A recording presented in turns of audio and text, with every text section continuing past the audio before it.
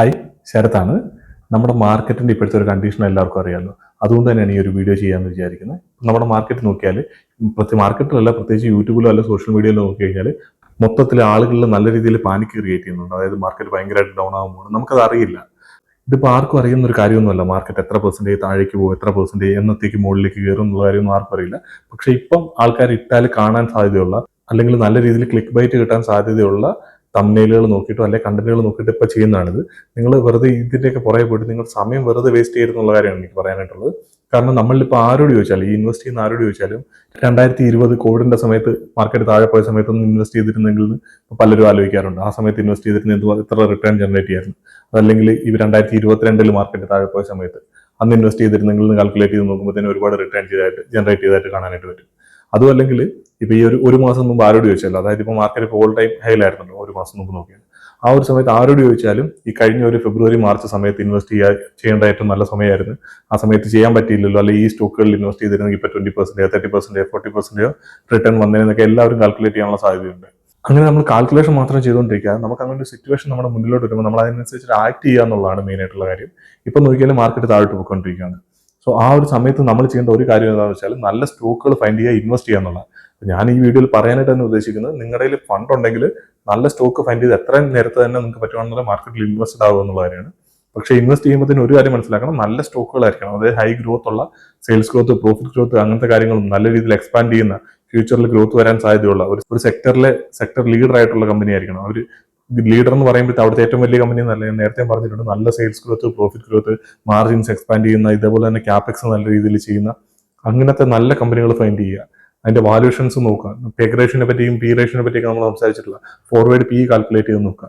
അതിനുശേഷം അവരുടെ peg ratio calculate ചെയ്ത് നോക്കുക. വണ്ണിലൊക്കെ താഴെ അവൈലബിൾ ആയിട്ടുള്ള ഒരുപാട് കമ്പനികളുണ്ട്. അതായത് ഹൈ ഗ്രോത്ത് ഉള്ള കമ്പനികൾ കഴിഞ്ഞ ഒരു വർഷം, 1.25 വർഷം, ഓൾമോസ്റ്റ് 1.5 വർഷമായിട്ട് മാർക്കറ്റ് ഇപ്പോൾ ഡൗൺ ആണ്.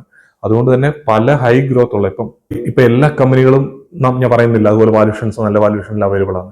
പക്ഷെ നിങ്ങളൊന്ന് ആലോചിച്ച് നോക്കുക, കഴിഞ്ഞ ഒരു 1.5 വർഷമായിട്ട് ഹൈ ഗ്രോത്തിൽ അതേ മൊമെന്റം കണ്ടിന്യൂ ചെയ്യുന്ന സ്റ്റോക്കുകളിലേക്ക് വാല്യൂഷൻ ഇപ്പൊ എത്രയായിരിക്കും? അവരിപ്പം 5-6 ക്വാർട്ടറുകളിൽ റിസൾട്ട് പബ്ലിഷ് ചെയ്ത് കഴിഞ്ഞു. സോ അവരുടെയൊക്കെ പി റേഷ്യോ എന്ന് പറയുന്നത് ഫോർവേഡ് പിയും അല്ലെങ്കിൽ കറണ്ട് പി ഒക്കെ നല്ല രീതിയിൽ താഴേക്ക് വന്നു. അങ്ങനെയുള്ള സ്റ്റോക്കുകൾ നമുക്ക് വളരെ ചീപ്പായിട്ട് അവൈലബിൾ ആയിട്ടുണ്ട്. സോ ഞാനൊക്കെ ഓൾറെഡി അങ്ങനത്തെ സ്റ്റോക്കുകളിൽ പലതിലും ഇൻവെസ്റ്റഡ് ആണ്. ഇതിലൊക്കെ ഇൻവെസ്റ്റ് ചെയ്യാത്ത ആളുകളെ സംബന്ധിച്ചിടത്തോളം ഇപ്പൊ നിങ്ങൾക്ക് നോക്കിക്കഴിഞ്ഞാൽ ആ സ്റ്റോക്കുകളൊക്കെ പലതും ഒരുപാട് നല്ല വാല്യൂഷൻസിൽ അവൈലബിൾ ആണ്. സോ ഇങ്ങനത്തെ ഒരു സമയത്ത്, മാർക്കറ്റ് താഴെ പോകുന്ന സമയത്ത്, നമുക്ക് അങ്ങനത്തെ സ്റ്റോക്കുകളിൽ പരമാവധി പഠിച്ചതിന് ശേഷം ഇൻവെസ്റ്റ് ചെയ്തതിന്റെ മെയിൻ ആയിട്ട് മനസ്സിലാക്കേണ്ട ഒരു കാര്യം, ഇൻവെസ്റ്റ് ചെയ്തിട്ട് ചുമ്മാ നമുക്ക് ഇട്ടിട്ട് പോകാൻ പറ്റില്ല. നമ്മളത് കൃത്യമായിട്ട് ട്രാക്ക് ചെയ്യണം. ഇപ്പൊ ഞാൻ ഓൾറെഡി നമ്മളിവിടെ സംസാരിച്ച ഈ പാക്കിന്റെ കാര്യം അറിയാമല്ലോ. അതായത് കഴിഞ്ഞ ഒരു 3-4 ദിവസം മുമ്പ് നോക്കിയാൽ സ്റ്റോക്ക് നല്ല സ്റ്റോക്കാണ്. പക്ഷെ പെട്ടെന്ന് ഒരു റിസൾട്ട് വന്ന് അതോട് കൂടിയിട്ട് മാനേജ്മെന്റ് ഗൈഡൻസ് അങ്ങനത്തെ കാര്യങ്ങൾ വരുമ്പോഴത്തേനും എന്താ സംഭവിച്ചു, ആ സ്റ്റോക്കിൽ നല്ല വ്യത്യാസം വന്നിട്ടുണ്ട്. സോ അത് വന്നപ്പോഴത്തേനും നന്നായിട്ട് ട്രാക്ക് ചെയ്യുന്ന ആളുകളൊക്കെ അവരുടെ പൊസിഷൻസ് ഒക്കെ കുറച്ചിട്ടുണ്ട്. 5%, 10% ഒക്കെ ഹോൾഡ് ചെയ്യുന്ന ആൾക്കാരൊക്കെ പലരും കുറച്ച് 1-2%ലേക്കൊക്കെ മാറ്റിയിട്ടുണ്ട്. സോ നമ്മളിത് ആക്റ്റീവായിട്ട് ട്രാക്ക് ചെയ്താലും നമുക്കിത് മനസ്സിലാക്കാൻ പറ്റുള്ളൂ. അതല്ലാതെ ഇപ്പൊ ഈ പാക്കിൽ ഒരു 1 വീക്കിൽ ഈ ഒരു 1 വീക്ക് ഇതിനെപ്പറ്റി ട്രാക്ക് ചെയ്യാത്ത ഒരാളാണെന്നുണ്ടെങ്കിൽ ഇൻവെസ്റ്റ് ചെയ്ത് നോക്കിക്കഴിഞ്ഞാൽ കഴിഞ്ഞ ഒരാഴ്ച കൊണ്ട് തന്നെ ചിലപ്പോൾ അല്ലെങ്കിൽ മുന്നിയപ്പോൾ അടുത്ത ഒരാഴ്ചയുടെ കഴിയുമ്പോഴത്തേന് സ്റ്റോക്ക് അപ്പോൾ ഒരാഴ്ച മുമ്പുണ്ടായിരുന്നതിൽ കഴിഞ്ഞ് ചിലപ്പോൾ 30-40% ആയിരിക്കും ചിലപ്പോൾ ഡൗൺ ആയിട്ട് കിടക്കുന്നത്. സോ നമ്മളപ്പോൾ കൃത്യമായിട്ട് ആ സ്റ്റോക്കുകളെ ട്രാക്ക് ചെയ്യുകയും അതിനനുസരിച്ച് നമ്മുടെ റിസ്കിനനുസരിച്ച് നമ്മൾ അതിനെ അഡ്ജസ്റ്റ് ചെയ്യേണ്ടതായിട്ടുണ്ട്. സോ അതുകൊണ്ട് തന്നെ ഇങ്ങനത്തെ നല്ല സ്റ്റോക്കുകൾ ഫൈൻഡ് ചെയ്താൽ മാത്രം പോരാ, ട്രാക്ക് ചെയ്യുകയും ചെയ്യണം. അതുപോലെ തന്നെ ആവശ്യമില്ലാതെ പാനിക് ചെയ്യുന്ന ആൾക്കാരെ നിങ്ങൾ വെറുതെ ഫോളോ ചെയ്യായിരിക്കും തന്നെ ആയിരിക്കും നിങ്ങൾക്ക് നല്ലത്. ഒന്നാമത്തെ കാര്യം, ഇതൊരു മനുഷ്യർക്ക് അറിയത്തില്ല മാർക്കറ്റ് എന്തുകൊണ്ടാണ് താഴോട്ട് പോകുന്നത്, അല്ലെങ്കിൽ എന്നാണ് തിരിച്ച് കയറാൻ പോകുന്നത്, എവിടെയാണ് ലോ മേക്ക് ചെയ്യാൻ പോകുന്നത്, ഇതൊന്നും ആർക്കും അറിയാൻ പറ്റില്ല. ഇതിപ്പോ ചുമ്മാ വെറുതെ ഓരോരുത്തർ, ഇപ്പൊ എനിക്ക് വേണമെങ്കിലും നാളെ ഇരുന്നിട്ട് വേണമെങ്കിൽ ഇവിടുത്തെ ചാർട്ട് എടുത്ത് കാണിച്ചിട്ട് വെറുതെ പറയാം, അല്ലെങ്കിൽ കുറെ മാക്രോ എക്കണോമിക് കാര്യങ്ങളൊക്കെ പറഞ്ഞിട്ട് ഇന്ന കാരണം കൊണ്ടാണ് താഴോട്ട് പോകുന്നത്, അല്ലെങ്കിൽ ഇതുകൊണ്ട് ഇനിയിപ്പം ബേസ് ഉണ്ടാവാൻ സാധ്യതയുണ്ട്. നമുക്കിത് ഇങ്ങനെ പറഞ്ഞുകൊണ്ടിരിക്കാനേ പറ്റുള്ളൂ. നമ്മൾ ഈ ആവശ്യമില്ലാത്ത കാര്യങ്ങളിൽ വെറുതെ ഫോക്കസ് ചെയ്യുന്നതിനൊക്കെ നല്ലത് നമുക്ക് ആവശ്യമുള്ള കാര്യങ്ങൾ, നമുക്ക് നല്ല കമ്പനി, ഇപ്പം മാർക്കറ്റ് ഇന്ന് കയറിപ്പോയാലും നാളെ കയറിപ്പോയാലും നമുക്ക് ഇൻവെസ്റ്റ് ചെയ്യണമെന്നുണ്ടെങ്കിൽ നല്ല കമ്പനികൾ ഫൈൻഡ് ഔട്ട് ചെയ്തേ പറ്റുള്ളൂ. അതല്ലാതെ വേറൊരു ഓപ്ഷൻ ഇല്ല. സോ അതുകൊണ്ട് തന്നെ ആ കാര്യം നമ്മൾ ചെയ്യാന്നുള്ളതേ ഉള്ളൂ മെയിനായിട്ട് ചെയ്യാനായിട്ട്. പിന്നെ രണ്ടാമത്തെ കാര്യം, നല്ല സ്റ്റോക്ക് എന്ന് പറഞ്ഞാൽ നല്ല സ്റ്റോക്ക് തന്നെ സെലക്ട് ചെയ്യുക. ഇപ്പം കഴിഞ്ഞ ഒരു 6 വർഷം, അതായത് കോവിഡ് തൊട്ടിങ്ങോട്ട് നോക്കിയാൽ, കോവിഡിന്റെ ലോയിൽ ഞാനിപ്പോൾ ഒരു നിഫ്റ്റി 50യിൽ ഒരു 10-12 സ്റ്റോക്കുകളുടെ പേര് പറയാം. ആ 10-12 സ്റ്റോക്കുകളും കഴിഞ്ഞ ഒരു 6 വർഷത്തിൽ നോക്കിയാൽ പിന്നെ നമ്മുടെ മാർക്കറ്റിലെ മജോറിറ്റി സ്റ്റോക്കുകൾ നല്ല രീതിയിൽ, ഇത് 5 ഇരട്ടി, 10 ഇരട്ടി, 20 ഇരട്ടിയൊക്കെ റിട്ടേൺസ് എന്ന ഒരുപാട് സ്റ്റോക്കുകളുണ്ട്. ആ ഒരു സമയത്ത് ഈ പറയാൻ പോകുന്ന സ്റ്റോക്കുകൾ 100%, 150% ഈ ഒരു 6 വർഷത്തിൽ റിട്ടേൺ തന്നിട്ടുള്ളൂ. അങ്ങനെ നോക്കിയാൽ ഒരു ഇയർലി നോക്കിയാൽ 10-15% റിട്ടേൺ മാത്രമേ ഈ ഒരു സ്റ്റോക്കുകളൊക്കെ ഫൈൻഡ് ചെയ്തിട്ടുള്ളൂ. അപ്പൊ നമ്മൾ നല്ല സ്റ്റോക്കുകൾ ഫൈൻഡ് ചെയ്യാന്നുള്ളൂ, അല്ലാതെ നിഫ്റ്റി 50യിൽ പോയി ഇൻവെസ്റ്റ് ചെയ്യുക, അല്ലെങ്കിൽ വലിയ കമ്പനികളാന്ന് പറഞ്ഞ് പോയി ഇൻവെസ്റ്റ് ചെയ്യില്ല. നമുക്ക് നല്ല ഹൈ ഗ്രോത്ത് ഉള്ള, സെയിൽസ് ഗ്രോത്തും പ്രോഫിറ്റ് ഗ്രോത്തും ഉള്ള നല്ല കമ്പനികൾ മാത്രം നോക്കി ഇൻവെസ്റ്റ് ചെയ്യുക എന്നുള്ളതാണ്. ഞാൻ നിഫ്റ്റിയിലുള്ള കുറച്ച് സ്റ്റോക്കുകളുടെ ലിസ്റ്റ് എഴുതി വെച്ചേക്കുന്നത്. ഇവിടെ നിങ്ങൾക്ക് ചെക്ക് ചെയ്ത് നോക്കാൻ പറ്റും ഇവരൊക്കെ സെയിൽസ് ഗ്രോത്തിൽ എന്താ സംഭവിക്കുന്നത്, സെയിൽസ് ഗ്രോത്ത് കൂടുവാണോ അതോ കുറയുവാണോ. സോ അതുപോലെ തന്നെ ഇവരൊക്കെ റിട്ടേൺസ് എന്തുമാത്രം ജനറേറ്റ് ചെയ്തത്, കാരണം ബാക്കിയുള്ള സ്റ്റോക്കുകളായിട്ട് കമ്പയർ ചെയ്ത് നോക്കും. Asian paints, doctor Reddy, HDFC life, HDFC bank, HUL, ITC, Infosys, TCS, Wipro, Kotak bank, Nestle, Reliance, ഈ സ്റ്റോക്കുകളിലൊക്കെ നമ്മൾ നോക്കിയാൽ ഇവരൊന്നും റിട്ടേൺസ് ഈ പറയുന്ന പോലെ ഒന്നും ജനറേറ്റ് ചെയ്ത് തന്നിട്ടില്ല. നമുക്ക് 5-6 വർഷത്തിൽ ഇതാണ് റിട്ടേൺ.